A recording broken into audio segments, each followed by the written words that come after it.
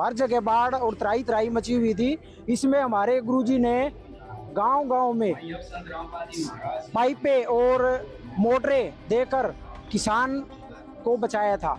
और ऐसे काम भगवान ही कर सकते हैं, भगवान के अलावा कोई नहीं कर सकता। एक जेल में बैठे हुए संत ने इस धरती की पुकार सुनी है और धरती पुत्र को जीने का अधिकार दिया है। महिलाओं के लिए क्या किया है? मैं ये कहना चाहती हूँ, परमात्मा ने सारी दुनिया जवा दी, जीव जनावर डांगर हर एक जीव जनावर परमात्मा ने जवाए है ना। सबकी मरण की व्यवस्था आ गई थी। 5-5 फुट पानी थोड़ा नहीं होता भाई। यह फसल भी चली जा रहा, आगे भी चली जा, 3 फसल जा रहे हैं। हिसार के समीपवर्ती गांव डाया में संत रामपाल जी महाराज का जो किसान रक्षक सम्मान समारोह किया जा रहा है, आप देख सकते हैं डाया गांव में कितनी भारी संख्या में यहाँ लोग पहुंचे हैं, महिलाएं पहुंची है।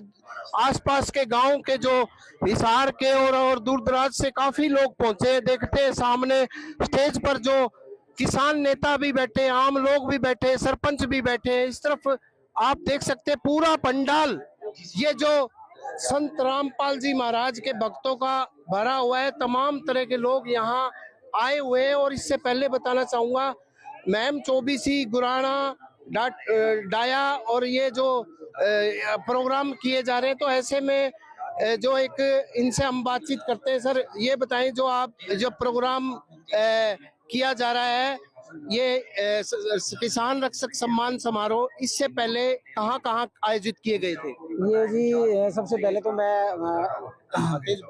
पहले तो मैं मेरा नाम रमेश कुमार है। और मैं आपको ये बताना चाहता हूँ कि सबसे पहले हमारे गुरुजी को मैम चौबीसी में सम्मानित किया गया था। वहाँ की 44 पंचायतों ने हमारे गुरुजी को सम्मानित किया था। और उसके बाद गुराना में हमारे गुरुजी को बहुत ही विशाल उसमें सम्मानित किया गया था। और उसके बाद फिर हमारे गुरुजी को धीरनवास के अंदर किसान रक्षक सम्मान समारोह से सम्मानित किया गया था। और इसके बाद फिर हमारे गुरुजी को सम्मानित किया गया था धनाना में, सम्मानित किया गया था। और हमारे गुरुजी ने दिल्ली में भी किया था। हाँ, दिल्ली में भी, दिल्ली में, हाँ सर छोटू राम के, उसने हमारे दिल्ली में भी सम्मानित किया गया था। और हमारे गुरुजी ने को सम्मानित इसलिए किया गया है कि हमारे गुरुजी ने किसान, जब बारिश हुई थी तो बारिश के अंदर इतना पानी गिरा था कि पूरा किसान जो पानी में डूब गया था। हर जगह बाढ़ और त्राही त्राही मची हुई थी। इसमें हमारे गुरुजी ने गांव-गांव में पाइपें और मोटरें देकर किसान को बचाया था। और ऐसे काम भगवान ही कर सकते हैं, भगवान के अलावा कोई नहीं कर सकता। क्या लगता है जब ये बाढ़ आई थी सरकार ने से ज्यादा मदद नहीं हो सकी थी क्या? संत रामपाल जी महाराज ने क्या क्या मदद की थी? ये सरकार ने कुछ नहीं किया जी। किसान सरकार के आगे जा जाके काफी गुहारें लगाई, लेकिन सरकार ने किसानों की कोई मदद नहीं की। लेकिन हमारे गुरुजी ने किसानों के लिए इतनी मदद की है कि 400 से ज्यादा गांव के अंदर हमारे गुरुजियों ने पाइपें और मोटरें पहुंचाकर हमारे गुरुजी ने किसानों को बचाया है। तो हमारे साथ महिलाएं भी काफी संख्या में, एक बार दिखाना चाहूंगा कि काफी संख्या में यहाँ महिलाएं आई है। महिलाओं से भी बातचीत करते हैं। तो आप ये बताएं कि जो संत रामपाल जी महाराज हैं, इन्होंने जो किसानों के लिए क्या मदद की है, जो आज इनका सम्मान समारोह किया जा रहा है? तेज बोलना। किसानों के लिए संत रामपाल जी महाराज जी ने धरती पुत्र पर जो संकट आया हुआ था, वो संत रामपाल जी महाराज जी ने ही उनको उबारा इस संकट से। क्या क्या कितना कितना पानी भर गया था खेतों में? क्या क्या 5-5 से 10-10, 7-7, 8-8 फुट पानी भरा हुआ था। उसको संत रामपाल जी महाराज जी ने ही अपने पाइप मोटर और सामान दे के उनको पानी निकाला और खेत की बिजाई करवाई है। धरती पुकार रही थी, चीख चीख के पुकार रही थी, सरकार से गुहार लगा रही थी, कोई आओ, कोई हमारी भी सुध लो।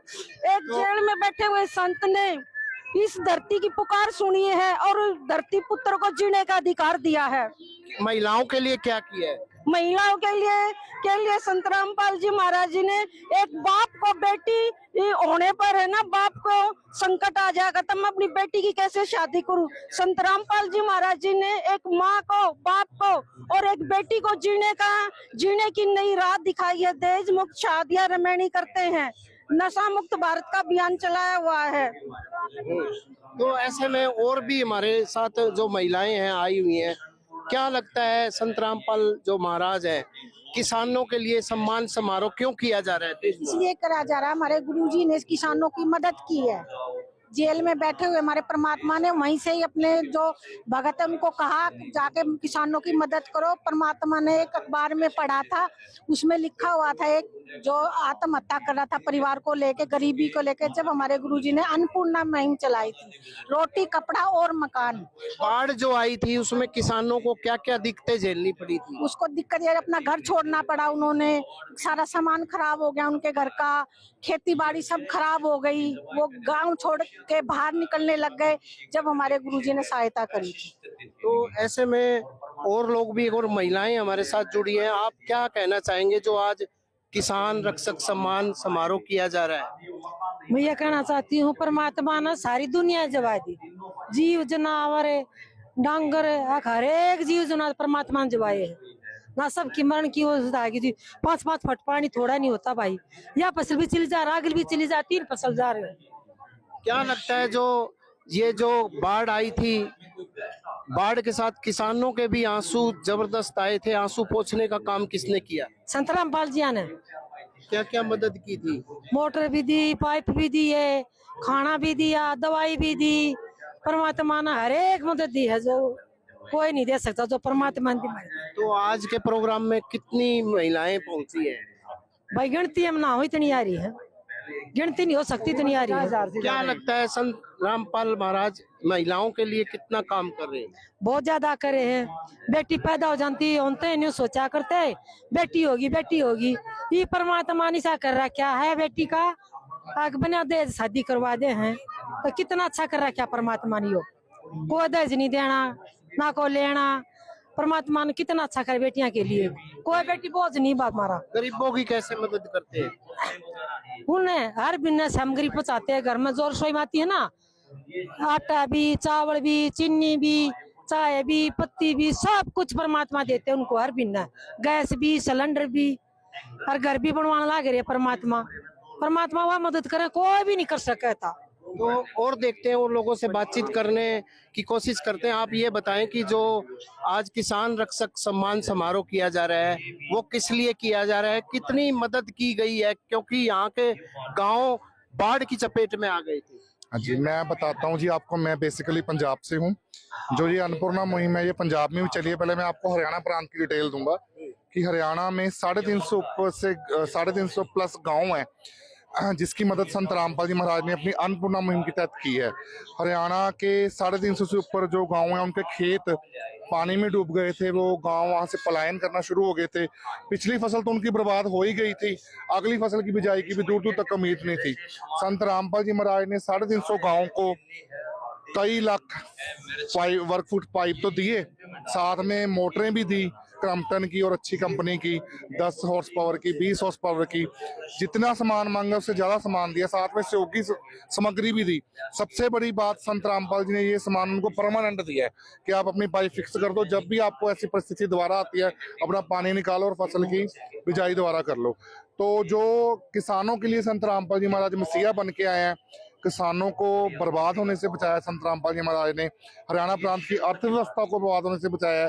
क्योंकि हमारा जो देश है और जो हरियाणा प्रदेश भी वो कृषि प्रधान प्रदेश है। अगर किसान देश की रीढ़ की हड्डी कहा जाता है प्रदेश की, अगर किसान ही दुखी होगा, वही आर्थिक रूप से खत्म हो जाएगा, तो हमारा विकास, हम भी पीछे चले जाएंगे। तो संत रामपाल जी महाराज ने जो मदद की है इसकी मिसाल कहीं तक भी दूर दूर तक देखने को नहीं मिलती।